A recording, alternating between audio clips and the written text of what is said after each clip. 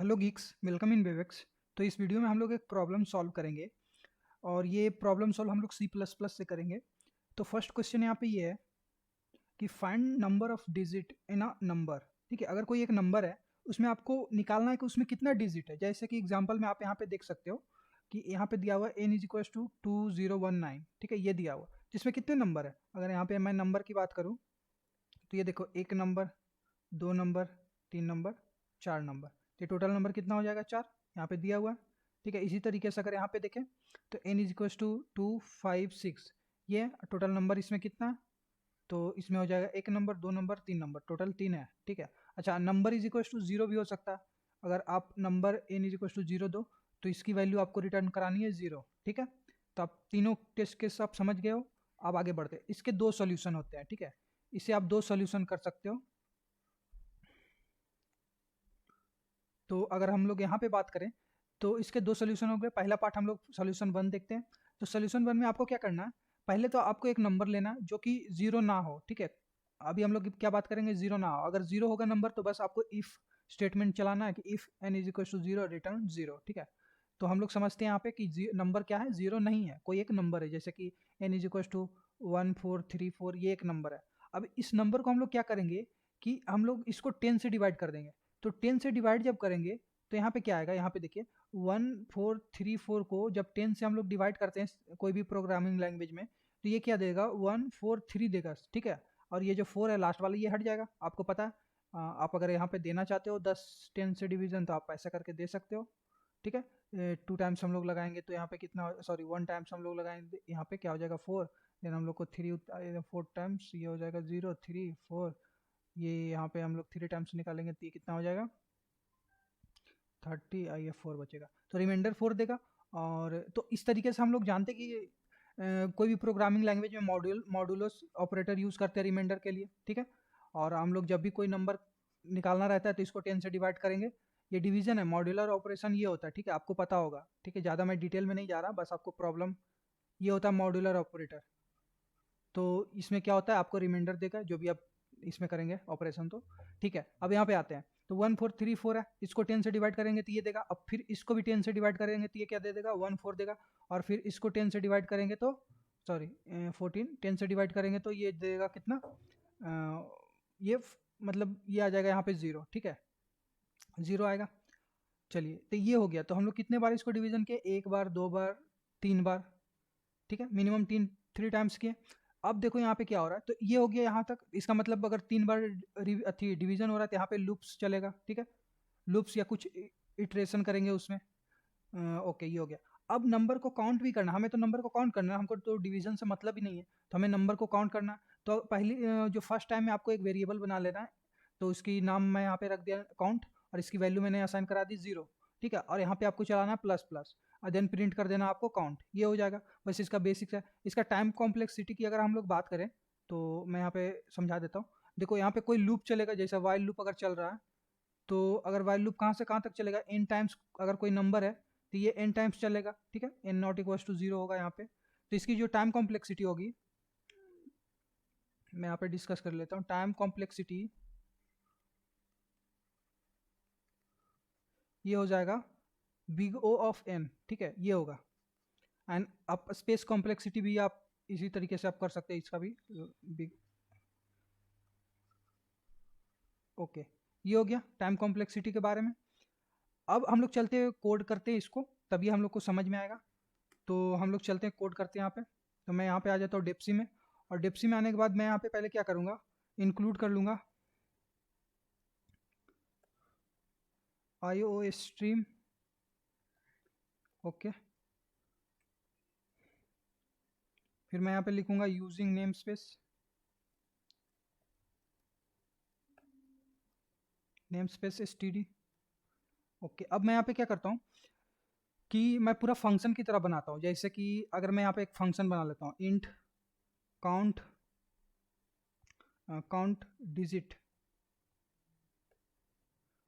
और इसके अंदर मैं एक आर्गुमेंट यहाँ पे दे दूंगा।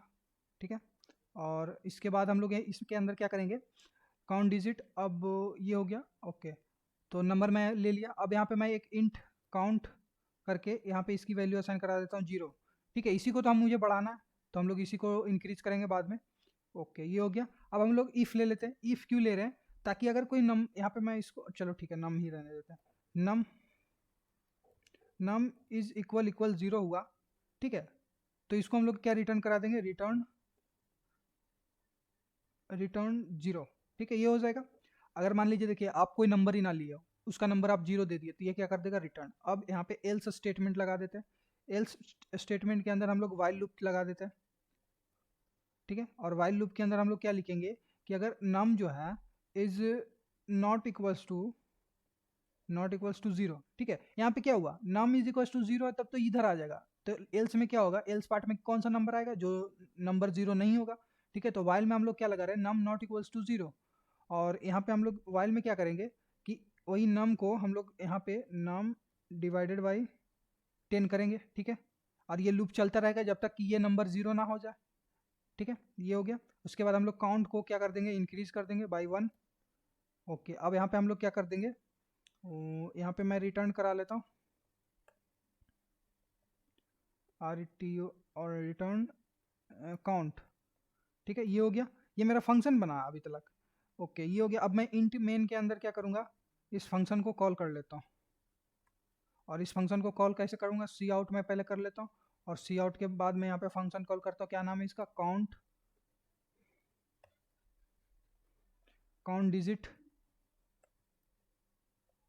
डिजिट। ओके, यहाँ पे मैं कोई डिजिट दे देता हूँ, जैसे 2 3 4 4 ये दे दिया मैंने।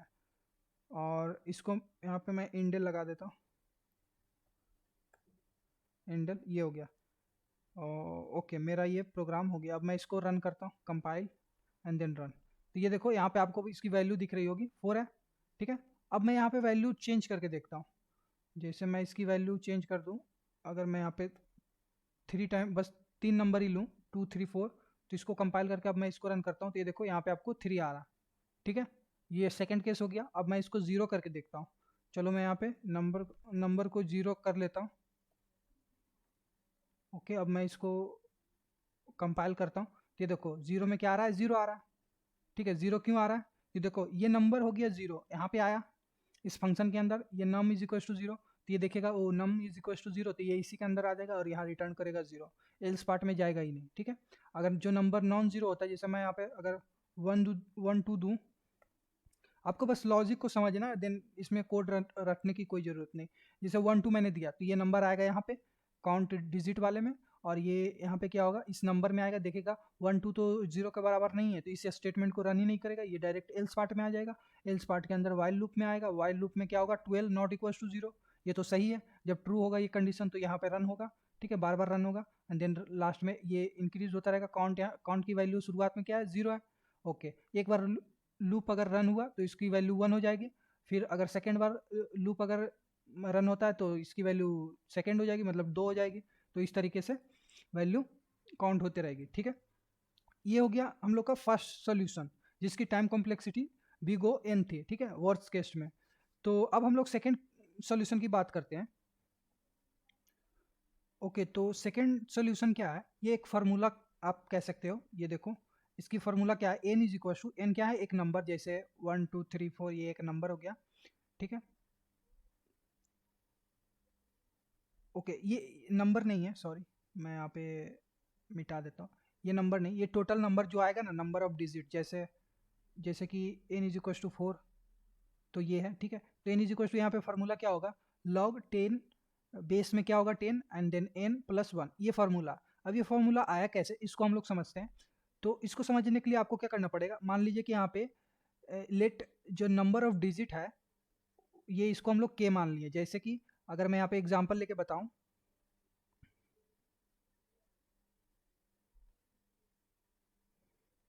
ओके, तो मैं यहाँ पे एग्जांपल लेके बताता हूँ। जैसे कि example n is equal to, number क्या है 2 3 4 2, मान लीजिए एक नंबर है, और इसकी वैल्यू ये कितनी डिजिट हो गए, 1 2 3 4, इसमें 4 डिजिट है। तो ये जो 4 है ना, इसी को हम लोग के माने हैं, ठीक है। जैसे अगर एक और नंबर ले, एन इज इक्वल टू 2 1 1, मान लीजिए एक नंबर ले लिया, तो इसमें कितना डिजिट है, 3। तो ये जो 3 है ना, इसी को हम लोग के मान लिया एक वेरिएबल के रूप में। तो मान लिया कि जो नंबर ऑफ डिजिट है इन नंबर इज के, ठीक है, ये ले लिया। Then k to the power 10 to the power k minus 1 less than equal to n is equals to k to the power k 10 to the power k। अब देखो इसका मतलब क्या हो रहा है, इसको हम लोग समझते हैं। तो इसका मतलब ये हो रहा है कि मान लो कि यहाँ पे जैसे नंबर मैंने लिया, पहले मैं इसको इधर मिटा देता हूँ तब थोड़ा सा दिखेगा।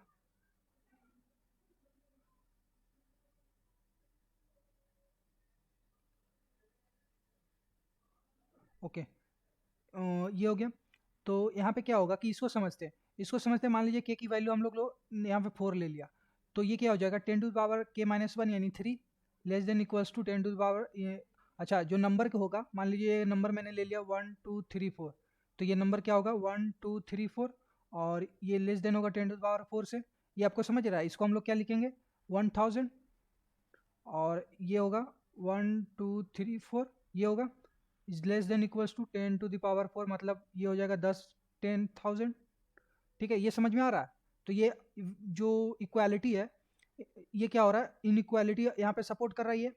ठीक है, बोथ साइड कि ये जो नंबर है ये 1000 से बड़ा है और ये 10,000 से छोटा है। ठीक है, ओके। अब बोथ साइड लॉग ले लेंगे जिसकी वैल्यू बेस क्या होगी 10 होगी, तो दोनों साइड लॉग लेने से क्या होगा कि ये हो जाएगा log 10 बेस 10 पे पावर k माइनस 1, ये हो जाएगा is great less than equals to log base 10 n हो जाएगा ये वाला। देन उसके बाद ये यहाँ पे क्या हो जाएगा k। ठीक है ओके, तो यहाँ पे मैं डायरेक्ट लिख दिया, log नहीं लगाया, तो यहाँ पे लगा सकते हो, तो ये k आ जाएगा और ये k माइनस 1। अब यहाँ पे क्या हो गया कि यहाँ पे हम लोगों ने माइनस को रिमूव करने के लिए यहाँ पे प्लस ऐड कर दिया और यहाँ भी ऐड कर दिया, तो इसकी फॉर्मूला आ गई है। ठीक है, अब इसकी टाइम कॉम्प्लेक्सिटी की अगर हम लोग बात करें तो इसकी टाइम कॉम्प्लेक्सिटी क्या होगी, टाइम कॉम्प्लेक्सिटी ये हो जाएगा बिग ओ ऑफ 1। ये क्या होगा बिग ऑफ 1, मतलब देखो ये फार्मूला हो गया। अब ये डायरेक्ट इसको एग्जीक्यूट कर सकता है, तो इसकी जो कह सकते हैं कॉम्प्लेक्सिटी ये घट जाएगी। जो पहला सोल्यूशन हम लोग देखे थे उसमें क्या था बिग ओ ऑफ n था, तो n से घट के ये क्या हो जाएगा 1 हो जाएगा। ठीक है, अब तो ये हो गया फार्मूला। अब इसकी सॉल्यूशन की तरफ चलते हैं, तो इसका फार्मूला आप याद रखिएगा log बेस 10 प्लस 1। तो हम लोग यहाँ पे आ गए और यहाँ पे आने के बाद मैं इसको रिमूव कर देता हूँ और मैं यहाँ पे फिर से इंक्लूड कर लेता हूँ, इंक्लूड स्ट्रीम। ओके, आप अगर इंक्लूड मैथ का करना चाहते हो फॉर लॉग तो आप यहाँ पे मैथ का भी कर सकते हो, जैसे सी मैथ इसमें होता C math. Okay, using name space std। Okay, ये हो गया using name space std। Okay, अब मैं यहाँ पे क्या करूँगा इंट मेन,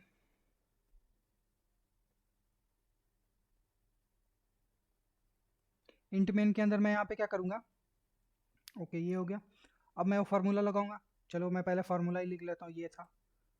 और एन इज इक्वल टू क्या हो रहा है लॉग बेस 10। अच्छा एन अभी नहीं पता है तो एन मैं यहाँ पे डिक्लेयर कर दूंगा एन, और इसकी अगर वैल्यू आप देना चाहते हो तो दे दो, जैसे 2 3 मान लो ये ले लिया। ओके, यहाँ पे दे दिया। अब यहाँ पे सी आउट कर देते हैं, तो सी आउट एन और इंडेल कर देते हैं। ओके, ये हो गया। अब मैं इसको कंपाइल करता हूँ, थोड़ा सा टाइम मिलेगा। ओके, ये रन करते हैं, ये देखो यहाँ पे 4 आ रहा है। अब इसकी वैल्यू चेंज करके देखते हैं, तो अगर मैं इसकी वैल्यू चेंज कर दूँ यहाँ पे मान लो 1 2 3 ले लिया, अब मैं इसको सेव करता हूँ, कंपाइल करता हूँ और यहाँ पे रन करता हूँ। ये देखो यहाँ पे क्या आ रहा है, यहाँ पे आ रहा है 3। ठीक है, तो ये था आप कह सकते हो। अच्छा इसकी वैल्यू अगर मैं 0 यहाँ पे ले लूँ तो देखते हैं क्या हो रहा है, तो मैं इसकी वैल्यू 0 ले लेता हूँ, कंपाइल करता हूँ और यहाँ पे रन करता हूँ। ओके, तो इसकी वैल्यू आ रही है, मतलब इसकी वैल्यू वो वैल्यू आ रही है, कौन सी वैल्यू आ रही है, ये रेंज वाली वैल्यू आ रही है। तो कोई दिक्कत नहीं, इस पर हम लोग यहाँ पे क्या कर रहे हैं जीरो को एक्सक्लूड करके चल रहे हैं, यहाँ पे जीरो नहीं लेना है। ठीक है, तो आई होप कि ये वीडियो आपको समझ में आ गया होगा दोनों मेथड से। तो अगर वीडियो अच्छा लगा हो तो प्लीज़ वीडियो को लाइक कर दें और चैनल को सब्सक्राइब करके अपने दोस्तों के साथ शेयर करें। आपको इसी तरीके का वीडियो आपको मिलते रहेगा, प्रॉब्लम सॉल्विंग से रिलेटेड, डेटा स्ट्रक्चर एल्गोरिथम से रिलेटेड, सी प्लस प्लस से लैंग्वेज से रिलेटेड। तो मिलते हैं नेक्स्ट वीडियो में। Thank you for watching this video.